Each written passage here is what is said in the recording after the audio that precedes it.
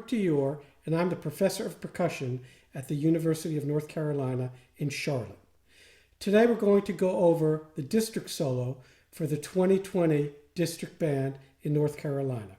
This is solo number 10 from Anthony Cirone's Portraits in Rhythm.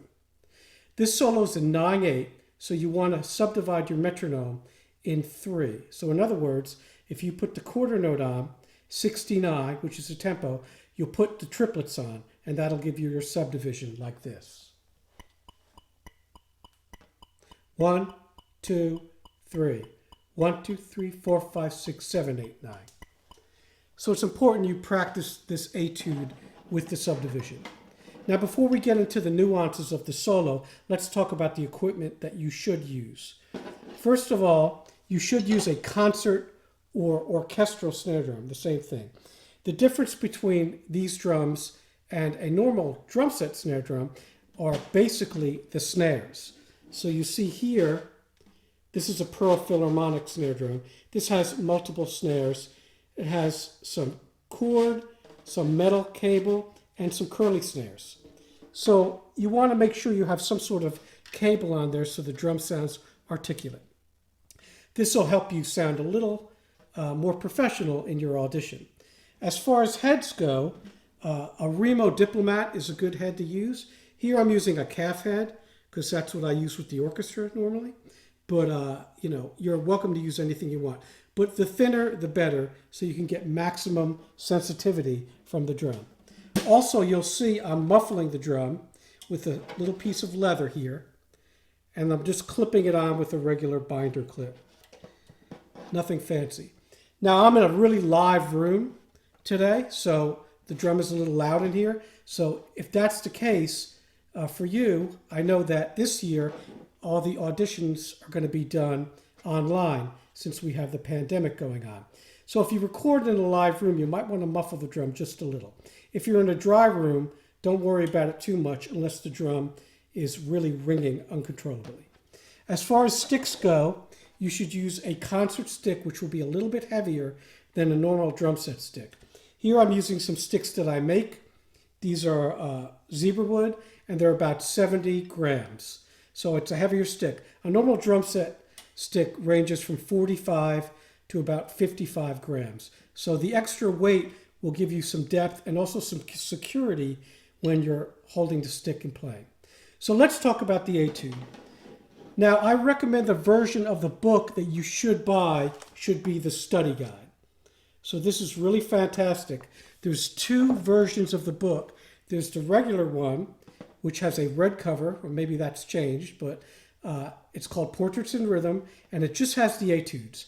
And then there's also the Portraits in Rhythm study guide that has a lot of Mr. Cirone's comments, which are wonderful. He was a very accomplished snare drummer. He's still alive, but he's retired. He played with the San Francisco Symphony for basically his entire career. So, as I said before, this etude is dotted quarter note equals 69. And the first thing you should do when you play it is always try to strive for a feeling of 3, which means every beat, so 1, 2, 3, 1, 2, 3, 1, 2, 3, is going to have a slight accent. Now, I mean very slight, so almost an emphasis. So let me play you the first 2 lines and demonstrate that. 1, 2, 3, 4, 5, 6, 7, 8, 9.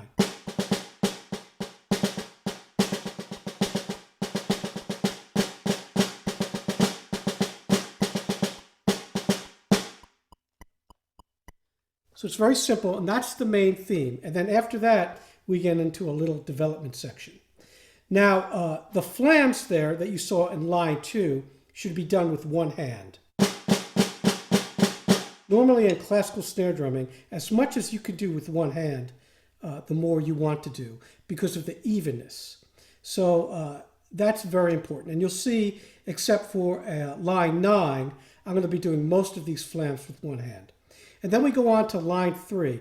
Now this figure is very difficult for a lot of players because they want to play it as triplets. So in other words, 1, 2, 3, 1, 2, 3. You should be playing that figure though as 30-second notes, like this. And the closer, the better. So just squeeze that. Don't make it sound jazzy. Don't make it swing. It needs to be very precise 30-second notes. So let me play these next 3 bars for you from lines 3 and 4. 1, 2, 3, 1, 2, 3.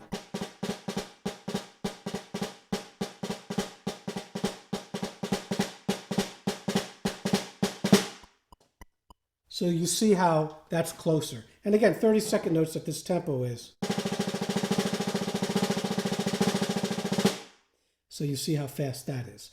And then we get to the most difficult part of the solo, which is the second bar of line 4 into line 5. So he takes this rhythmic theme and he embellishes it each time. First time it's clean, next time it's with flams, and the last time it's with drags. That's a very, very tricky spot. So that's line 5, the first bar. And the way I stick that is this. Right, left, left with a right-handed drag. So I'll play that for you slowly.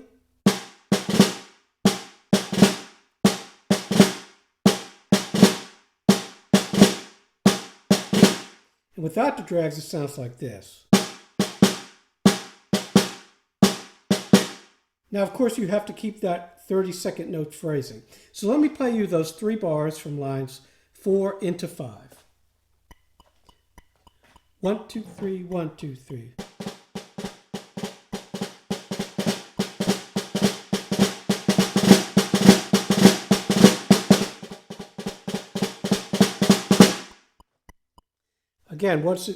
Again, you want to keep that 30-second note very tight. And the drags are tricky, so don't fudge them. Just make sure that left-hand note comes out on the and. All right? Then after that, it's kind of smooth sailing for a while. Line 6, just make sure within those triplets, you're playing those 30-second notes tight so they don't sound like triplets.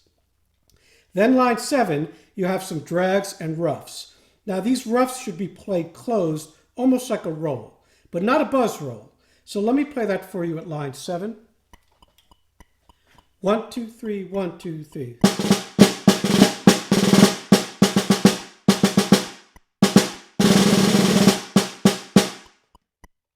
And there you hear the difference of the roll, like I played in line 8, from the roughs. So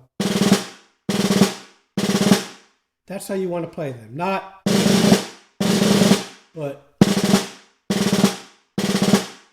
Okay, now you're going to need to start the 7-stroke rough early.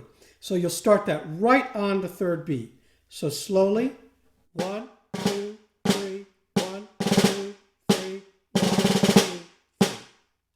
Hopefully that's coming across on the video. Okay, and then the next section, line 8, we get into some rolls. Now these are all closed rolls. They're not open rolls, so you want to play them like this. And make sure you relax and use your wrists, not your arms. Okay, just let that buzz happen. So let's play that line for you, line 8. 1, 2, 3, 1, 2, 3.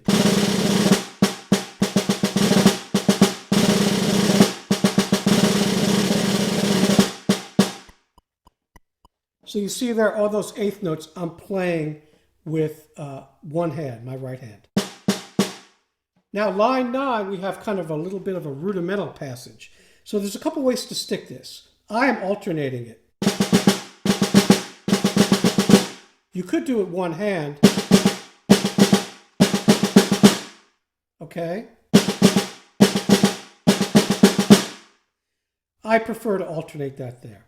And then you're getting into some other flam rudiments. So this, again, is a rudimental section. I'll play that line for you, line 9. 1, 2, 3, 1, 2, 3.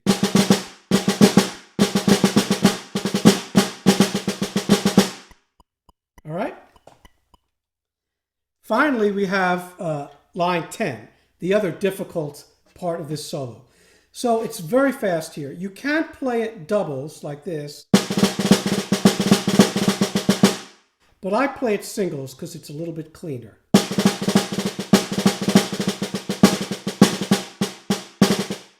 And I'll play that line for you. 1, 2, 3, 1, 2, 3.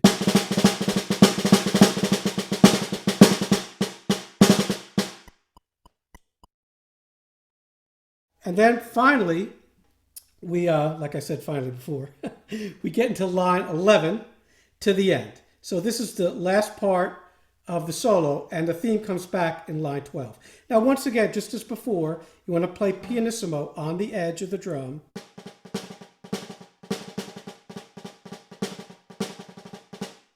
All right, very, very quietly, and play those 30-second notes tight.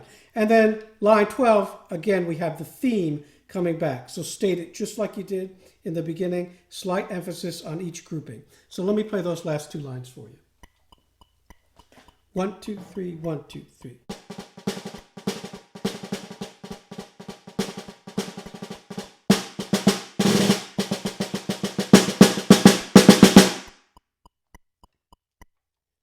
Now the last four notes are marcato, so you have those rooftop accents. Don't play them too loud, but just make sure they're louder than anything else in the solo.